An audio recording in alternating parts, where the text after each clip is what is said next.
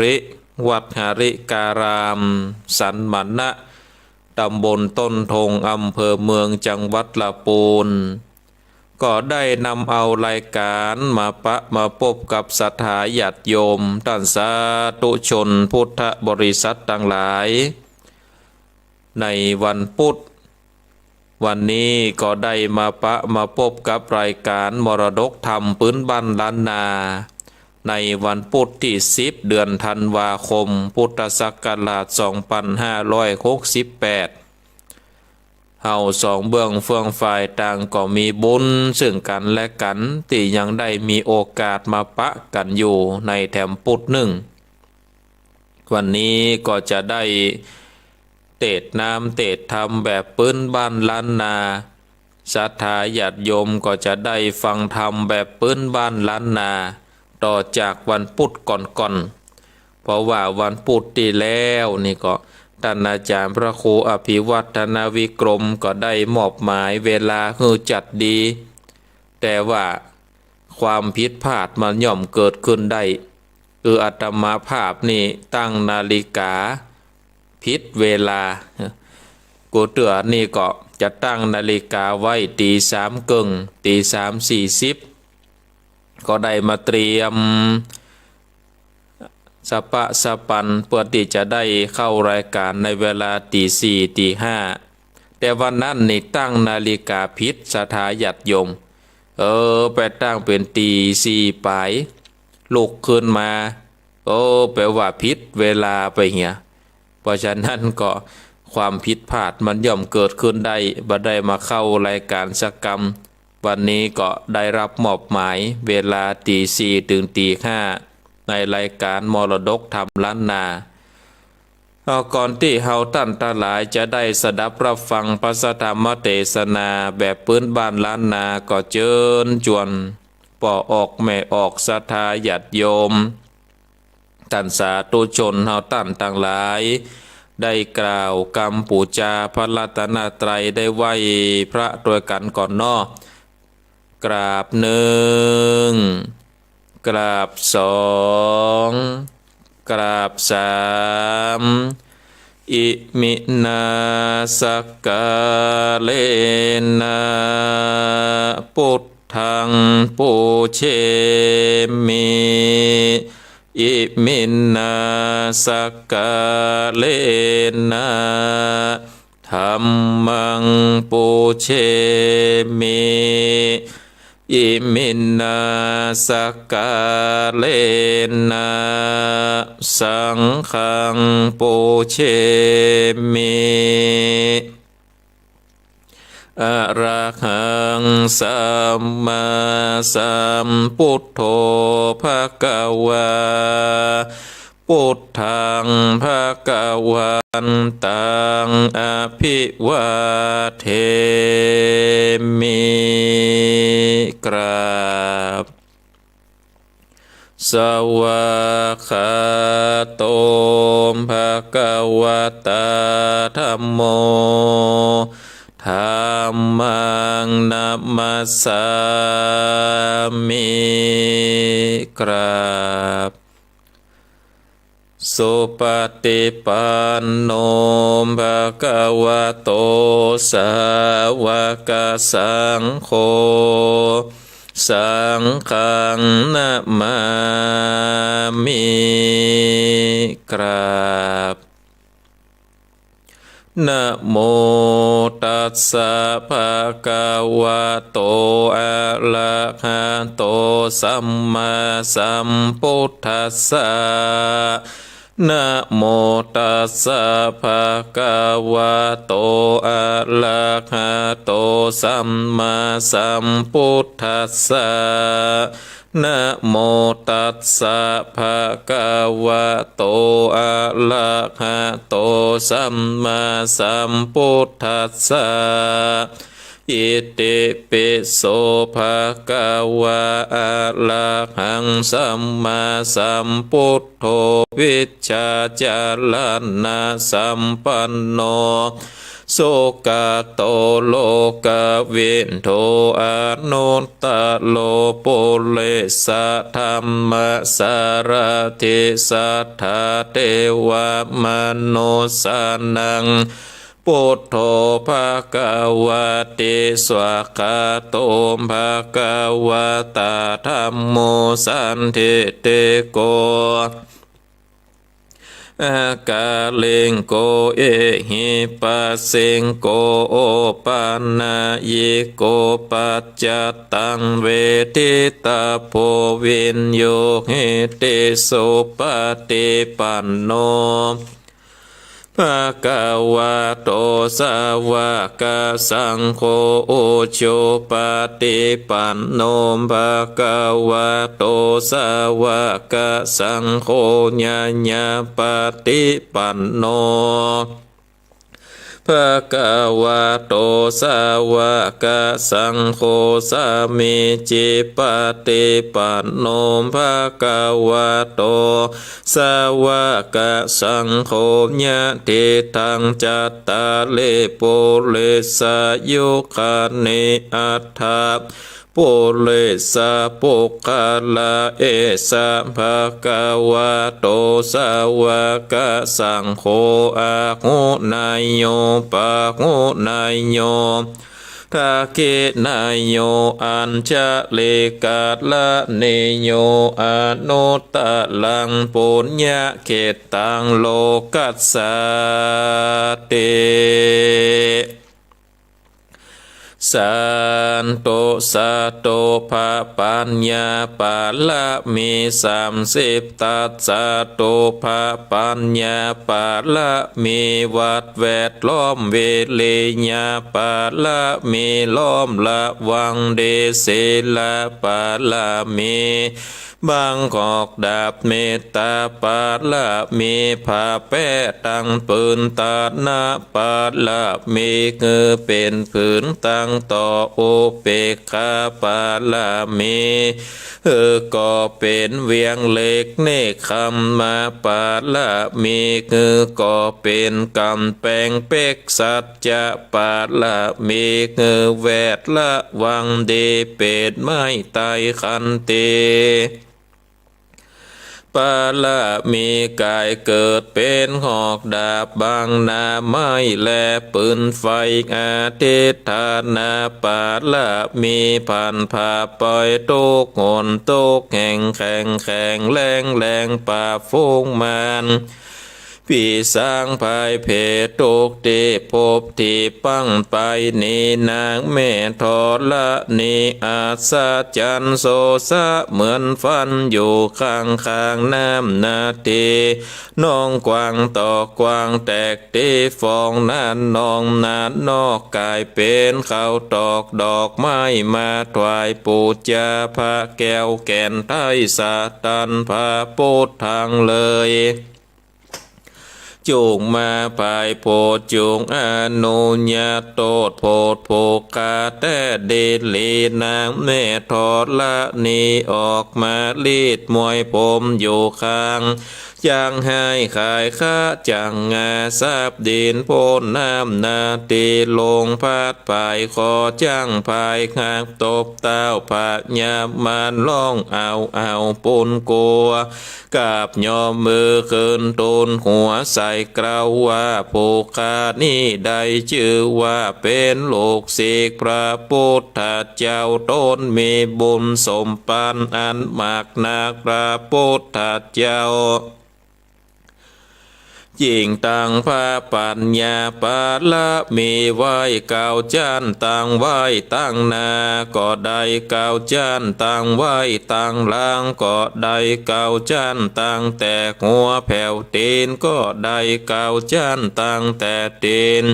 แผ่วหัวก็ได้เก่าจานแสนวาดลูกปืนจักมาสะเมื่อเหมือนดังฝนแสนหาก็บอกมีจักมาไกลได้ข้าพระเจ้าเลยได้ไว้ว่าพระพุทธคุณนางพระธรรมคุณนางพระสังฆคุณนางพุทธอินตาธรรมอินตาสังฆอินตาอัสสะอัปแม่นางทอละ ณีผู้อยู่เหนือน้ำผู้อยู่ก้ามแผ่นดินกันว่าผู้ค้าในลำเนึกเกิดถึงคุณพระพุทธเจ้าคุณพระธรรมเจ้าคุณพระสังฆเจ้าคุณพระปิตาคุณพระมันดาคุณพระโอปัชฌาย์ครูบาอาจารย์คุณแก้วเจ้าทั้งสามประการคุณแดดคุณฝนคุณน้ำคุณลมคุณดินคุณไฟคุณกุศลเจ้าคุณพระเจ้าตนภาวนาก็ดีคุณนางทาลาเจ้าก็ดีคุณพระปัจเจกพุทธเจ้าก็ดีคุณแม่ทอดละนี้เจ้าก็ดีขอจุงมารักษาตังกำนากำลังยังตนตัวแห่งผู้ค้าในวันนี้ยามนี้คืนนี้จินแดดเตนะอุดนะอาตนะปัตนะปิดพระเจ้ามีฤทธิ์ปิดโดยพุทโธนะโมพุทธายะวะบังบังอมสวะหะพุทโธพุทธังรักษาธัมโมธัมมังรักษาสังโฆสังฆังรักษาพุทโธพุทธังอะระหังธัมโมธัมมังอะระหังสังโฆสังฆังอะระหังพุทโธพุทธังกันหะธัมโมธัมมังกันหะสังโฆสังฆังกันหะพุทโธเมนะโธธัมโมเมนะโธสังโฆเมนะโธอายุวันโนสุขังภะลังกราบหนึ่งกราบสองกราบสามเอาละเนาะศรัทธาญาติโยมท่านสาธุชนพุทธบริษัทต่างหลายเฮาได้ไหวพระได้กล่าวกรรมปูจาพระรัตนตรัยไปเป็นที่เรียบร้อยก็เปรียบเสมือนดังภาชนะทองรองรับเอาพระสัทธรรมเทศนาต่อไปก็เชิญชวนศรัทธาญาติโยมท่านสาธุชนท่านทั้งหลายได้สดับรับฟังพระสัทธรรมเทศนาแบบปื้นบ้านล้านนาวันนี้ก็จะได้เทศธรรมปู101ผูกต้วน5ก็เชิญชวนศรัทธาญาติโยมท่านสาธุชนท่านทั้งหลายได้ตั้งอกตั้งใจสดับรับฟังเป็นลำดับต่อไปนะโมตัสสะภะคะวะโตอะระหะโตสัมมาสัมพุทธัสสะลำดับประเทศนามันลอดเข้าจูจอดเติงปู101เรื่องบ่อเศร้าตามจาริญาเล่าเทศนากันตวนคาตามมาดังจากเทศนาไปนานี่แลตาปะโสส่วนว่าพระราศีตนองค์อาจเกินไปสู่ภาษาทหงหลวงคนปั่นปวงตวนนานั่งโยธาลวงลายส่วนฝูงยิงใจหมู่คาปองไข่คาบหมู่เด็กคาอันอยู่ดงหนาแห่งห้องผาเตต้องหิมมาปานกันเจ้าละเสนฉันอาการแล้วโสดพระราศีกอดลวดโนโมตันนาแก่พระญาตนสะเวยลาดแล้วจิงย้ายบาทขึ้นมาสู่ศาลาตันทายโดนแก้วไทยละสีบอดได้ยินเสียงสัตตะสำเนียงเหมือนก่อนหรือว่าลูกอ่อนใจหญิงนอนเป่าเป่งหลับอยู่หรือเจ้าหมูกุมาร ไปแอวสถานนอกห้องแอวแต่ต้องดงดอนกูเคยสอนสั่งไว้ว่าเธอได้อยู่หักษาอยู่ในศาลาแห่งของอย่าพรากต้องไปในกูผ่านใจขนาดลูกกูกากาดไปเล่นหนได้บ่ได้ยินเสียงไขกล่าวร้องในแข่งห้องศาลาเขาเคยเล่นมาหากูปอกูได้พอเล็งหานวันนี้อาสาจันแต่เล่าบอกหันโลกเต่าสักคนกลางภายสนสงัดที่เหมือนบอกมีคนอยู่สัตว์นี้เราจะตาภาษาปรสีมาดไม้โอกาสใกล้บอดแล้วพระตนแก้วเลดลนดังจิตตนจักขาดจริงเข้าอาวาสลาก็หันปุตตาลูกน้อยมีตัวลอยไปนางมานอนขวางไข่คอนตายกองกันกองกอพระราศีเกิดต่อยินผ่านเอ็นโดฝูงกูบมันขนาดจริงห้องไข่มากลวงลายว่าตาโดราลูกใส่ใจเฮ้ยลูกปอดังลืมมานอนก่อกันตายพระปอดนายละสีเจ้าตนปอเอามือลูบต่อมคอดูจริงหูว่าลูกกูน้อยหน้าเจวิตขาดเมื่อมอนคนใดเตียวจอดมันหลอนเข้าสู่จอดศาลามาขาลูกกูตายเมียนจากเฮอมอนหลานนาดยามเดียวกลางดงเขียวป่าไม้บ่มีภัยได้งูสักคนหรือว่าวิบากตนอันเมื่อก่อนได้กาสัตตัวก่อนตายไปกรรมนั้นมาใส่ลูกอ่อนตายไปจุ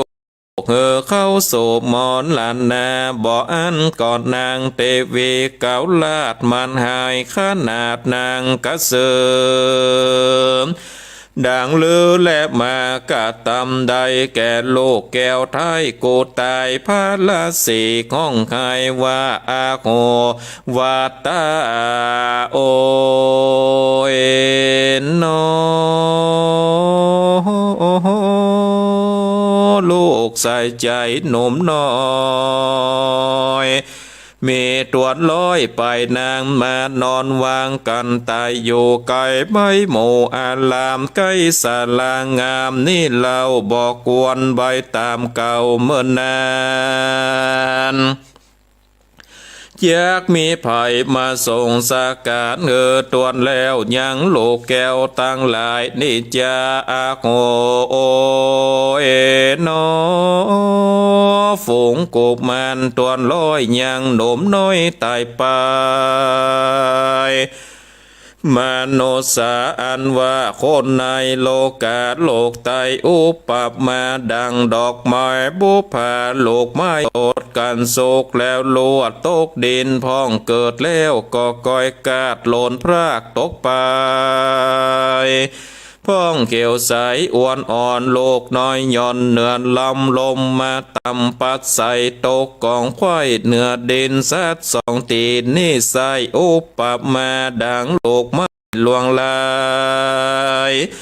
ลมปัดไหววันเสิงลำกิ่งเนื่องไปมาลวดตกถมนากองก่อปันดังโลกกูปอดนมน้อยมีตัวลอยไปนางกำมาจางจุกจองเข้าสู่ของมอนลันนามานุสาคนเกิดตายใจตั้งน้อยและใหญ่ดีลีพ้องอายุได้ปี1-2 ปีเป็นขนาดลวดเมียนจาดตายไปพ่องใด6 ปี7 ปีก็ตายไปพ่องใด8 ขวบ10 ขวบเป็นขนาดลวดเมียนจาดชิบหาย พ้องได้20 ปีตายพ้องได้50 ปีพ้องมีอายุยืนยิ่งโยด80 ปี90 ปีจริงตายสัตนานานิสัยอุปมาดังโลกไม้ตั้งหลายนั่นแลส่วนว่าลูกโกตั้งหลายโฟกนี้กวนดีโกตกแต่งดาหอมเฟียดพระละสีกอดลูกไปหอบตินมือยังโฝงบนหรือนอนไทยเอาผ้าห่มไว้ดีงามจากฝั่งในของข้างอาลามนิสัยคืออยู่ไกลตากันยามนานพระละสีต้นปอก็ของใครต่อกบมันเจ้ากอบแม่สูตรกรรมมาทานใจจากเหินโลกไทยได้ถึงติดดีพระละสีหยอดแก้วโดนเดียวอยู่อาลามบอกกันคนมาตามเข้าสู่บอบมีกู้ปอสองอยู่ตนเดียวมองนักโสดพระละสีลวดขันนิ่งนายว่าโกจากทรงสักการโลกสันใดเต้าเป็นกลางป่าไม้บอบมีคนโกจากโคตรลมทันใหญ่แล้วสอดใส่ไฟกองกูจากปองดังเลือดยินยากมาลำบากตนกูแก้วพระละสีขาดเน่งแล้วในใจว่ากวนโกโคตรคมใหญ่พับลอดเกอควายลอดสาลาแล้วเอาเสียมมาโคตรเงอขบร้อยฝังโลกน้อยกุมารเลิกเปียงสาทานหัวเข่าแล้วฝังโลกเต้าใจลามส่วนตนงามโกมาเลดน้อยนาดปลายกว่าเป็นยิงก็คูดคมเป็นตีนคันใดเล่าเป็นติย่ำเข้าออกไปมากันเจ้าตาภาษาโคตรพร้อมแล้วจากฝังโลกแก้วตั้งหลายเจ้าจริงผายเล็งพอไหวนาลอดสาลาเล็งโดดเจ้ากุมาลาปีน้อง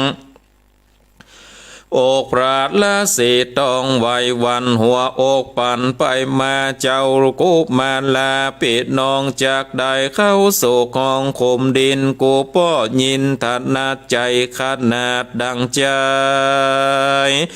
จะขาดโดยตามโลกใจงามอิงอ้อยใจป้อดังจากแตกแยกไปขอลูกเต้าได้เถิงสุขตั้งมวลแม่นเกิดเป็นคนหลายชาติจงอย่าประมาทละสาวะอันแล้วพระละสีก็เอากุมารทั้งหลายไปฝังไว้ในขุมดินในของในแวดสาลาแห่งตนกอบมินแลส่วนนางกุมารเลน้องลาปายแก้วสมใสกุมารเลเจ้าลาเสเกิดได้จริงฟังไว้ติตีนคันใดเป็นตีเตียวไปมาเข้าออกและนาตามัดทางปากกาเซนโตสัทธาอาคาอันว่าพระสัพพัญโยเจ้าจะไก่เล่าเตสนามยังกาถาอันนี้คือแจงพระจริงแสงเตสนายังจะเลียนยาแข่งกุมารแต่เก้าอันเป็นปัตถมะเงาแห่งฝูงคนรัสปนจริงเตสนาว่าภิกขเวดูแลเป็นโคตั้งหลายยามนานพระละสีตนองค์อาจอยู่อาวาสดงดานกันทรงสักการเมียนจอดก็เกินมาลอดสลายามเลินเวปัสสนาไปใจในลอยที่นั้นจากไกลลงพระละสีได้ยินเสียงลมปาดโจดเจือตังติสะหนเนือ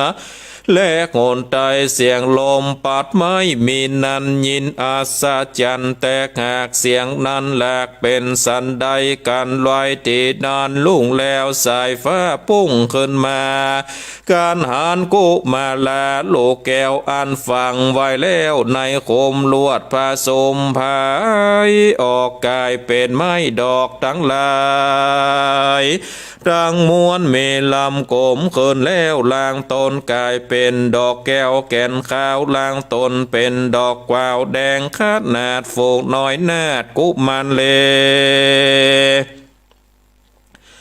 บนต้นเมกำจ้อยนาบตวนลอยปลายมีเกิดเป็นดอกหอมวิลาต้นงามอาจแควนดีส่วนผาดและเศษรวดยินดีกันดอกกวาวแดงมีวันนะลุ่งเรืองงา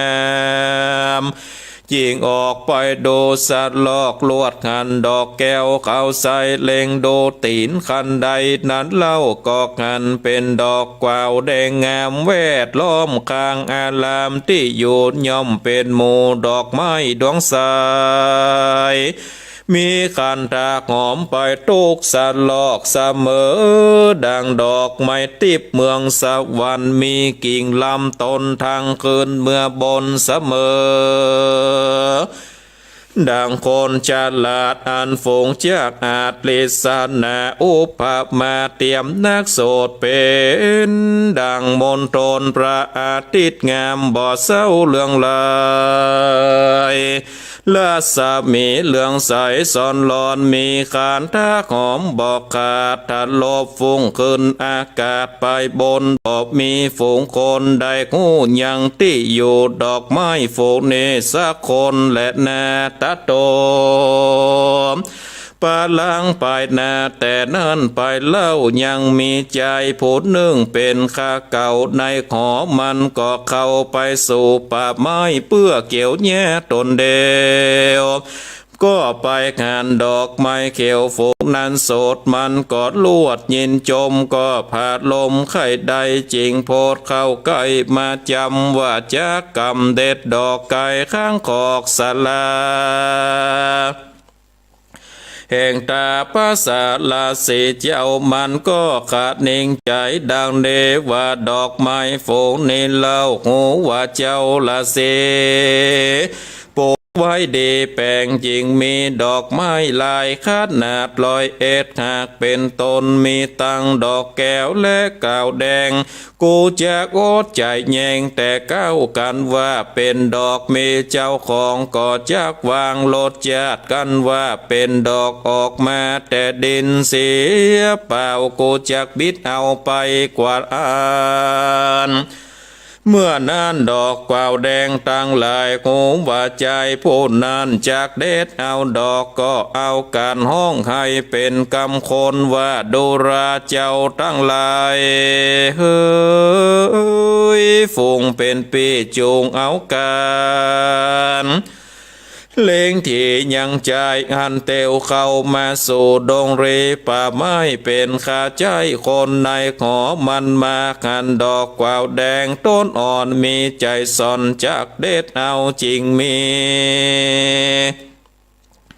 แม้ดักเจ้าอยู่ไกลมันปล่อยมาไข่ได้ดังเลือบัดนี้มายื่นมืออยู่ไกลจากปิดดอกไม้เก่าแดงว่าอันยามนั้นสายตาใจตาภาษาข้าเก่าแห่งพระบาทเจ้าลาจะได้เข้าไปสู่ป่าซอกเกี่ยวหญ้าดงตันได้ไปหันไม้ป่าเป็นต้นกวาวดอกแดงเกยเข็มแดนสาลาแห่งพระละสีก็ยินอัศจรรย์แต่ละกาวแดงหากปากเป็นกำคนเมื่อนั้นใจข้าเก่าพูดนั้นก็ขาดนิ่งเล่าในใจว่ากาละแต่ยำใดมาแต่ก่อนกูหมอกก่อนได้ยิน อ่านว่าดอกไม้ปากเป็นกำคนโกจักไปบอกแก่พญาเจ้าบนเรืองตนสะเวยเมืองคือคู่กันมันขัดเนงสันในแล้วมันก็บอดจังมัดเอาดอกกาวแดงโฝกนันสักดอกเหตุมันเอ็นดูขาก้อยก็รีบพันภายขึ้นมาแผ่วลอดมันจริงขึ้นไปสู่ยอดภาษาเพื่อจักวายดาวลาดลาจาตนพญาลาปล่อยบอดตื่นลวดบอดได้ยืนถอยสารหันแต่นางคานเทวีลาจิงลวดไว้เทวีมีหลวงจูภาการและนาตามาทางปากาเซนโตสัทธาอาหะสัทธาสัพพัญโญพระพุทธเจ้าจริงเทศนาว่าภิกขเวดุราภิกขุทั้งหลายจงฟังนิยายแจ้งที่คือเป็นติแล้วจริญาดังเทศนาแม้แต่เก้าอันเป็นหลักเงาตังภาษาอิติยากากะตังกัมมังสวนวันนางเทวีเก้าอันเป็นผีกระสือมันได้ยินกำใจโคนใจมากล่าวจาดอย่างผู้ผาดวงดอกกวาวงามจื่นจอยเมตวนลอยไปกอบมันก็ขาดนิ่งในใจว่าคอยเป็นใจเด็กอ่อนเจือจาดแห่งเต้าติลาดลาจาในกาดละเมื่อก่อนเขายังอ่อนดิเลอันโยกาผาดละสีในป่าตกเมื่อแอวละตังวานกูเกยปันอาหารปิดใส่ง่วนอันใดตายตวนตาลอยไปเมื่อก่อนบาดนี้ก่อนเกิดเป็นต้นไม้กวาวแดงการข่าวลอยเอ็ดเกิดมาเป็นคนเตี้ยงเป็นโอนทลายโตดใหญ่แก่โกนางไทยเทวีกันนางผีสือกึดสันในแล้วจริงเรียกอามาตย์เสนาแก้วเตรียมใจออกเวียงไปอย่าจ้าสูจูงเอาเสียมและผ้าไปสู่ป่าดงตันกลางอะลันป่าใหญ่อันว่าพระละสีอาสาไหลอยู่สร้างในป่ากว้างดงนากันไปถึงแล้วเล่าสู่เจ้าจูงคูดเอายังต้นไม้อันอยู่ไกลศาลาแห่งตาประสาทลาสีเป็นดอกไม้แก่นขาวตั้งดอกกวาวแดงเลืออย่าได้ไว้เชื้อสักอันสู่จุงเลวปันขนาดเกินตื่นญาติตั้งลามโคเถิงดินดำเก่าคากแล้วสู่จุงลากแล้วไว้เอามันไหลน้ำเสียเสียงคือหมดเล่นเกียงจุดตนอย่าเหลือไว้ตั้ง101ตนเรื่องเลยกวนเฮือนไหลไก่เมืองเขาแดดเตอะธรรมดาแต่เก้าบอบมีภัยโอเล่าสันดีเป็นของบอดดีกับโลกต้นไม้ปล่อยปากเป็นกำคน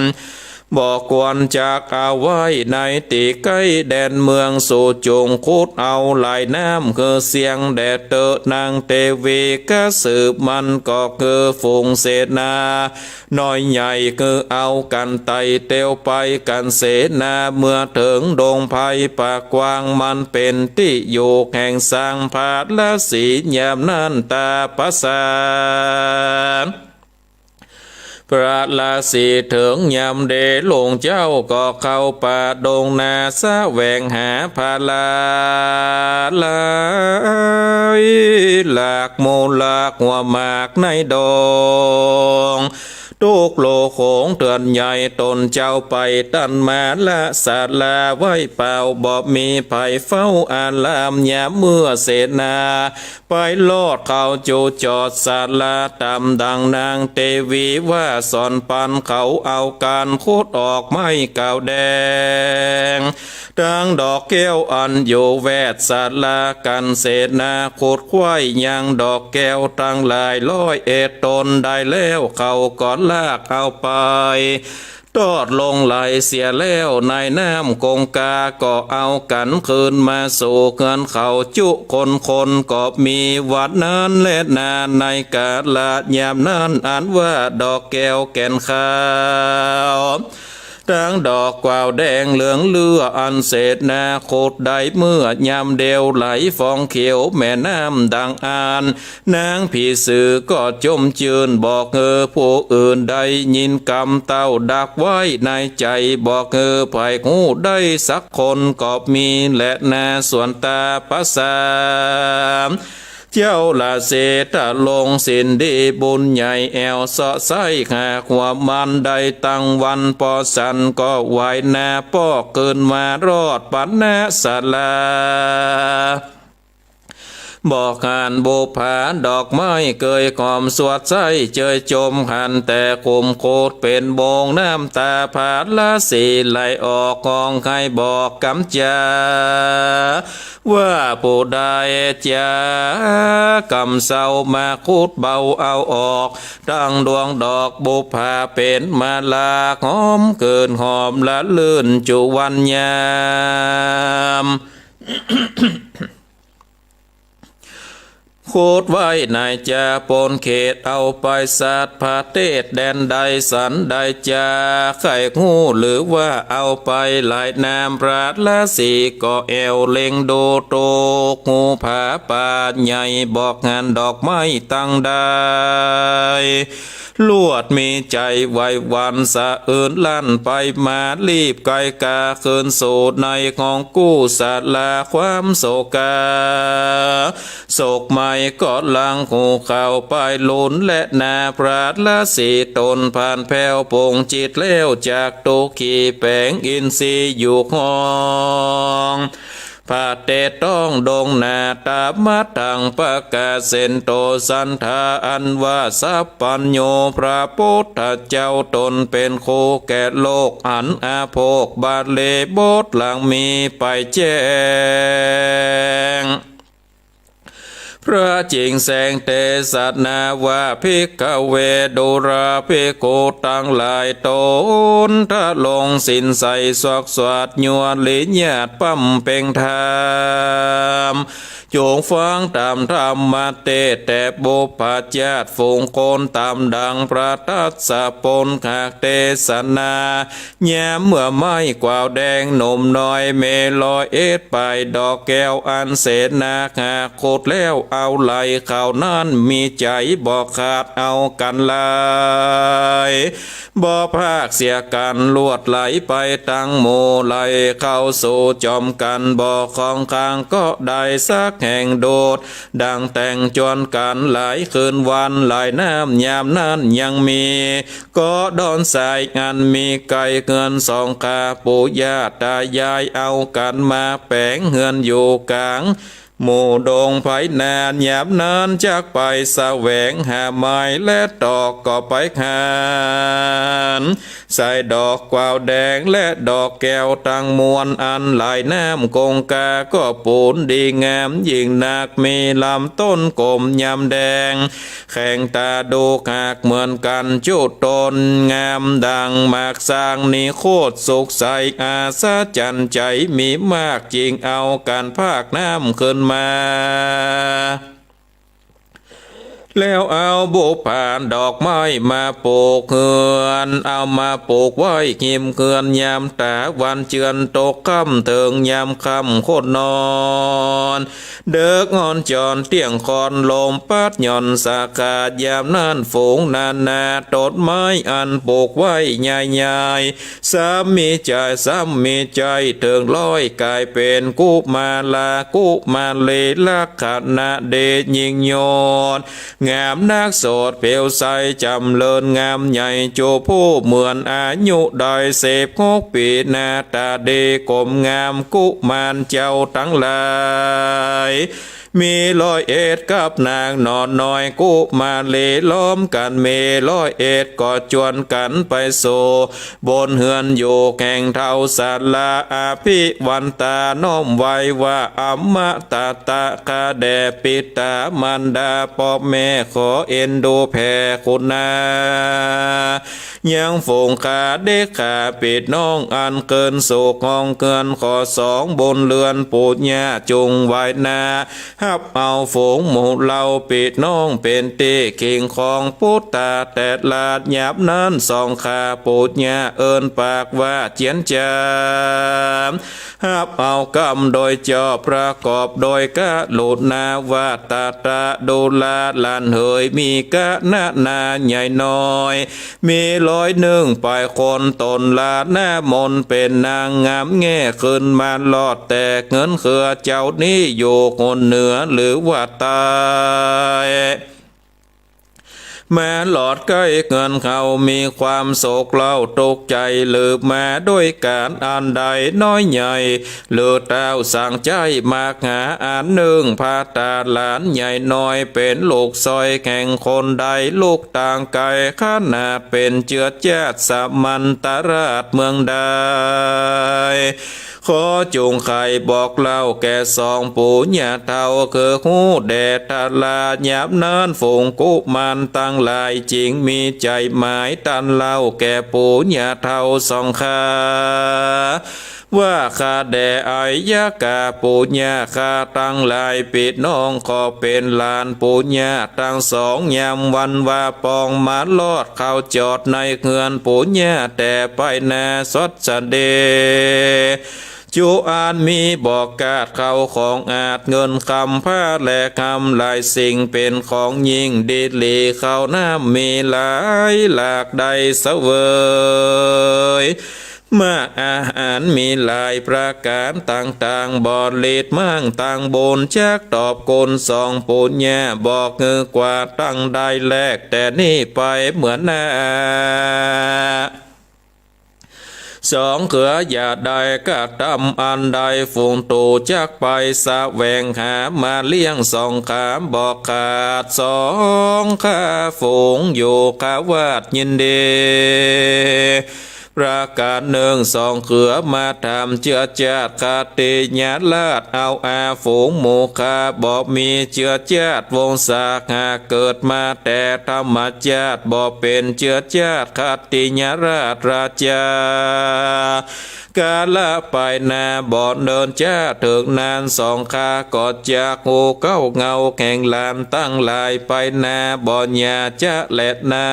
ตาในกาละยามนั่นลาว2ย่าปู่เฒ่าก็พิญาจมจืนอยู่ละลื่นกับหมู่ลานในสถานของเขตประเทศกลางป่าไม้อลัญญาฝูงกุมาร101ตนหนุ่มนาวก็เอาการอยู่กับเท่า2ขาตามดังภาษาโลกเท่าบอกเงือ2เท่าเครื่องใจก็ตามการไปทุกสิ่ง2เท่าหักยิ่งสุขใจบ่อนี้ไก่ผักของอยู่ในเตต้องขีดลีสวัสดีแต่เล่ากุมารหนุ่มเนาตวนไปนางซอยพูดลาอยู่กลางป่าลัญญากับ2ขาปู่เท่าบุญแก่กาเติงมาโดยเตจะปาละมีพันแพ้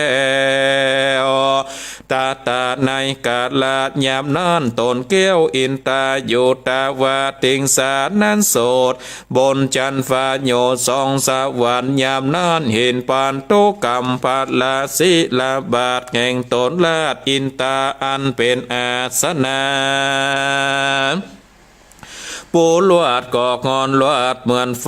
พระตนอินตาเจ้าฟ้าจิงเล็งลงมาจากจันฟ้ากอกงานหมู่ไทยกุมาลาอันเป็นตาละกาปิดน้องเอากันอยู่ห้องขาวาแห่งปุญญาทั้ง2เป็นทุกหมองอยากไรยินแสบไม่ในใจแห่งกุมารในตวนไปนางพญาอินตาก็มีกรรมขะเด้งใน ใจว่าเป็นสันใดแต่สายกวนโกไทยลงจากสะเด็จพรากเมืองฟ้ากับเป็ดหน้าเหมือนคนจักเอาตนเหมือนหลอดเขาจู้จอดกากลัญญากำสมปานเดขาหนอแก้วเเถิงโศกแล้วเดเลกวนจะแหลนาการโตนอินตาขัดนิ่งแล้วตนพันแผ่วส่องสวรรค์เกิดสะปันนักใสก็โอมเอาไก่คันดีเสียงวอนดีแดงปลอดสะเดจจากยอดเมืองสวรรค์สะหยองมาปันเข้าโซพร้อมไก่ปูตัวงามเอามือซอยหางจำผ้าพ้อยสลีขิงน้อยไก่เดไก่เมืองโคนบ่มีไผเพียบซอยขนเรียบดูงามกันเติงยามขันนั่นเราเสียงโอดเอาใจคนปีกลายสนตั้งสองข้างเดยยาวสว่างปลายแหลมขนดำแดงเหลืองเลือองค์กะเนื้อดูงามกำลังจามแรงกาผิวใหม่มาเหมือนคำยามขันเสียงมีกองภาพตัวกองแดนไก่แม่นอยู่ในไก่ก็หักได้ยินบอกกาดบอกเต้าแต่นาน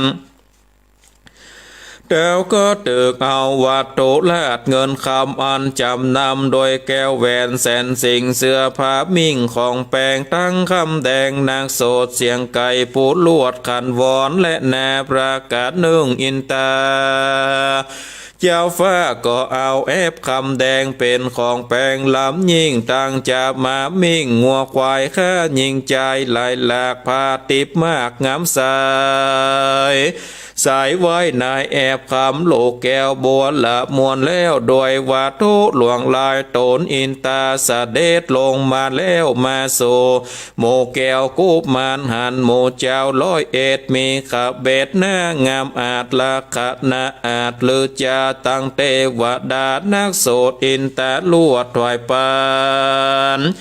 ยาเครื่องบรรณาแก่นแก้วจากแล้วดังกำผาท่านนาตั้งแต่กาลละวันนี้ไปนาเจ้าหนอดลาปิดน้องจากใดนางของพังกาเป็นพญาบนภาษาเป็นสุขมากสำรันใจแม่นใครเป็นเต้าลาดสักเวยเมืองก็มีเตียนในคำเหลืองนี่เสียงก็จากใด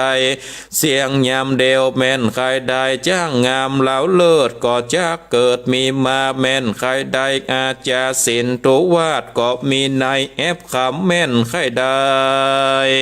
เข้าของน้ำมวลมากก็บ่ยากสันใดพระสงฆ์อันใดนั้นโสดมันก็จากลวดมีมาบัดนี้ลานตั้งหลายจงเรพันภายอย่าจ้าจงไปตาพญา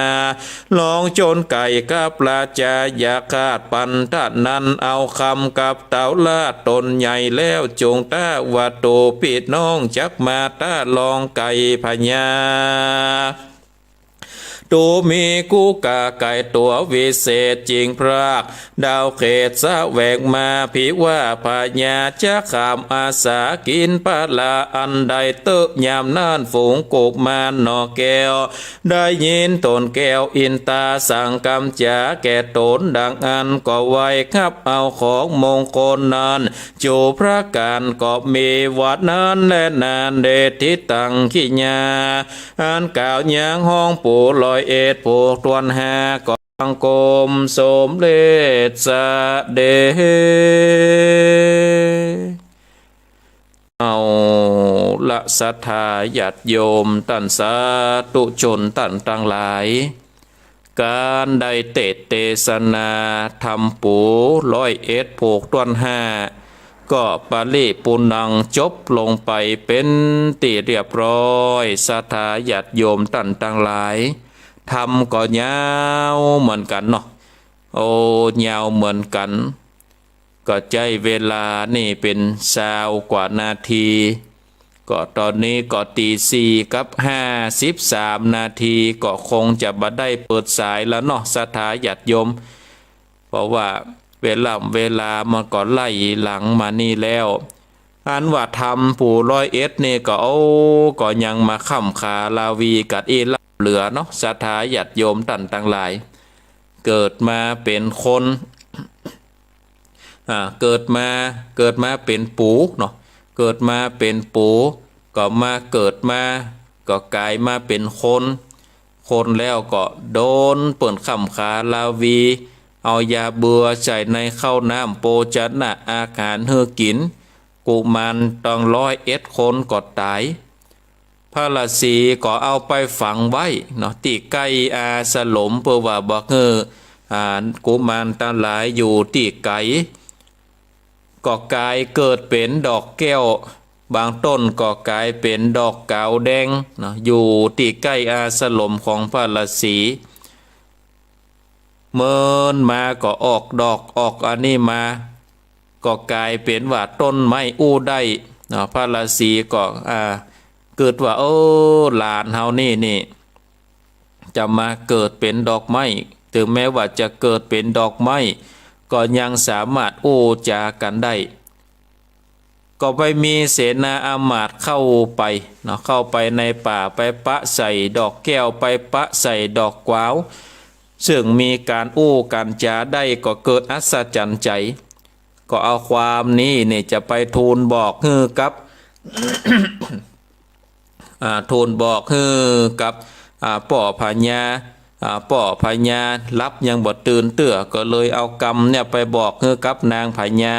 ซึ่งเป็นเจ้าฟ้ามเหสีเนาะเจ้าฟ้ามเหสีก็ได้ฮู้โดยสัญชาตญาณเพราะว่านางเป็นผีสือเนาะเป็นผีสือผีปอบก็เลยฮู้ว่าอันน่ะมันเป็นกุมารีทั้งหลายเป็นคนยิงคนใจตั้งหลายติดตายไปมาเกิดกันว่ามันปากได้ดังนั้นน่ะมันอาจจะอู้เนาะมันอาจที่จะอู้ทำให้หูว่าไผมาเป็นคนวางยาเนาะไผมาเป็นคนวางยาก็จำเป็นได้เพื่อที่จะได้ทำลาย เนาะเพื่อที่จะได้ทำลายเมื่อได้ทำลายจะเนี่ยได้ก็คือเสนาอามาตย์ทั้งหลายเนาะเข้าไปขุดเอาดอกทั้งหลายนะเอาไปลอยน้ำเหียก็บอกว่ามันเป็นของกึดของจ้าเนาะ มันเป็นของกึดของจ้าบอกมันอยู่ในบ้านในเมืองก็เลยได้เขาตาหลายนำไปไหลน้ำเนาะนำไปไหลน้ำเมื่อนำไปไหลน้ำแล้วนี่ก็เลยได้ไปก้างอยู่นะไปก้างอยู่ก็เอาขึ้นมาก็กลายเป็นได้กลายเป็นนางกุมารีเนาะได้เป็นนางกุมารีเป็นนางกุมาลาเพื่อที่จะได้เกิดมาเป็นคนก็ได้ไปอาศัยอยู่กับ2 ปู่ย่าเฒ่าเรื่องราวจะเป็นจะใดนี่ก็คอยติดตามในภูกตวน6ในวันพุธต่อไปเนาะเอาละเนาะศรัทธาญาติโยมวันนี้เวลาก็เถิงมาปังสุดปังซอยก็จะได้ขอนำเอารายการ